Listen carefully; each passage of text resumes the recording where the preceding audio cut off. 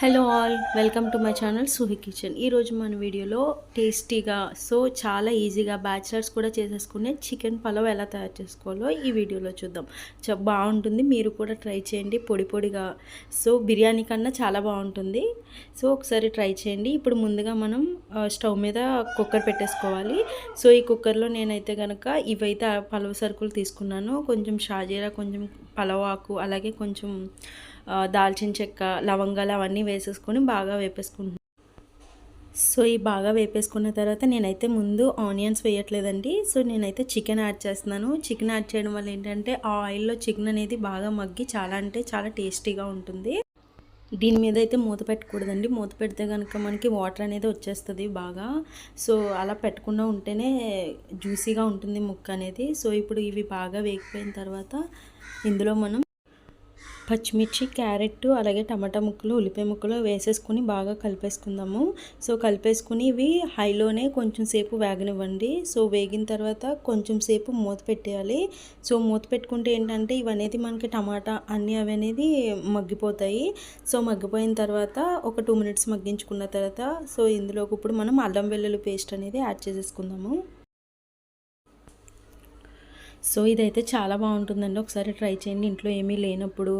మనం అంటే బిర్యానీ చేసుకోవాలనిపించినప్పుడు ఇలా ఏంటంటే సింపుల్గా చికెన్ పలావ్ అనేది చాలా టేస్టీగా వస్తుంది. అలాగే బ్యాచిలర్స్ కూడా ట్రై చేయండి. ఒకవేళ బ్యాచిలర్స్ ఉంటే కనుక బ్యాచిలర్స్ ట్రై చేసినా చాలా ఈజీగా వచ్చేస్తుంది. ఇప్పుడు ఇందులోకి పసుపు అనేది యాడ్ చేసుకుందాము. యాడ్ చేసుకుని బాగా కలిపేసుకోవాలి. కలిపేసుకున్న తర్వాత ఇప్పుడు ఇందులోకి సాల్ట్ అనేది యాడ్ చేసుకుందాము. ఇప్పుడు అనేది ఇది మగ్గడానికి అయితే నేను కొంచెమే వేస్తున్నాను. నేను బియ్యం వేసిన తర్వాత సాల్ట్ అనేది ఇంకా ఎక్కువ యాడ్ చేస్తాను. మనకి రైస్కి సరిపోయే విధంగా నేను యాడ్ చేస్తాను. ఇప్పుడైతే కొంచెమే వేసుకుంటున్నాను. ఇది వేసేసుకొని బాగా కలిపేసుకోవాలి. అలాగే ఒక స్పూన్ ధనియాల పొడి, అలాగే ఒక స్పూన్ కారం, అలాగే ఇప్పుడు మనకి చికెన్ మసాలా కొంచెం వేసుకుని బాగా కలిపేసుకుని, అలాగే ఇప్పుడు ఇందులో పెరుగు కూడా యాడ్ చేసేసుకుందాము. కొంచెం పెరుగు వేసుకోవాలి, మరీ ఎక్కువ వేసుకోకండి. మరీ ఎక్కువ వేసుకుంటే అంత టేస్ట్ అయితే ఉండదు.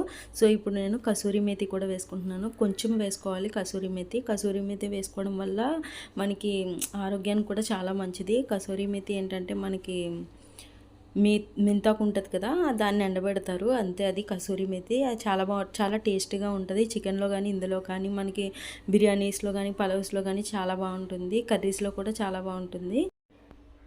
ఇప్పుడు ఇది బాగా కలిపేసుకుని హైలో పెట్టుకొని కలిపేసుకున్న తర్వాత ఇప్పుడు ఇందులోకి మనం బియ్యం అనేది యాడ్ చేసేసుకుందాము.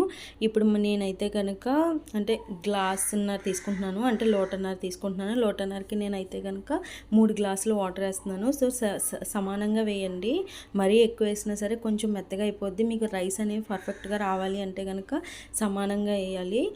ఇప్పుడు నేను గ్లాసున్నర దానికి నేను 3 గ్లాసులు వాటర్ అనేది తీసుకున్నాను. నేనైతే లోటా యూజ్ చేశాను. మీరు తీసుకునే క్వాంటిటీని బట్టి మీరు యూస్ చేసుకోవచ్చు. ఇప్పుడు నేను అది 3 లోటాల వాటర్ అనేది యాడ్ చేసేస్తున్నాను. ఇప్పుడు 3 లోటాల వాటర్ యాడ్ చేసేసి ఇప్పుడు ఇందులోకి సాల్ట్ అనేది చెక్ చేసేసుకుందాము ఎలా ఉంది ఏంటనేది. ఇప్పుడు నేను ఇందులో సాల్ట్ అనేది యాడ్ చేసేసుకుంటున్నానండి. మనకి సాల్ట్ అంటే ఎలా ఉండాలి అంటే మనకి ఎలా సరిపోతుంది అంటే రైస్లోకి మనకి ఇప్పుడు సముద్రం వాటర్ ఉంటుంది కదా, అది ఎంత ఉప్పగా ఉంటుందో అంత ఉప్పగా ఉండాలి. లేదు అనుకుంటే కొంచెం ఉప్పు తక్కువ తినే వాళ్ళు అయితే కనుక తక్కువ వేసుకోండి. లేదు అనుకుంటే ఈ వాటర్ అంత ఉప్పగా ఉంటే రైస్కి కరెక్ట్గా బాగా పడుతుంది. ఇప్పుడు ఇందులో నేను కొత్తిమీర వేసి నేను ఒక 3 విజిల్స్ వచ్చేంత వరకు కూడా నేను దీన్ని స్టవ్ మీద పెట్టేస్తున్నాను సిమ్లో. పలావ్ అయితే రెడీ అయిపోయింది. చాలా అంటే చాలా బాగా వచ్చింది. చూసారు కదా, చాలా రైస్ అయితే చాలా పర్ఫెక్ట్గా వచ్చింది, కరెక్ట్గా కుక్ అయింది. లేదు చాలా బాగా వచ్చింది రైస్ అనేది. మీరు కూడా ట్రై చేయండి. ట్రై చేసి ఇంట్లో వాళ్ళకి పెట్టండి. ఎలా ఉందో కామెంట్ చేయండి.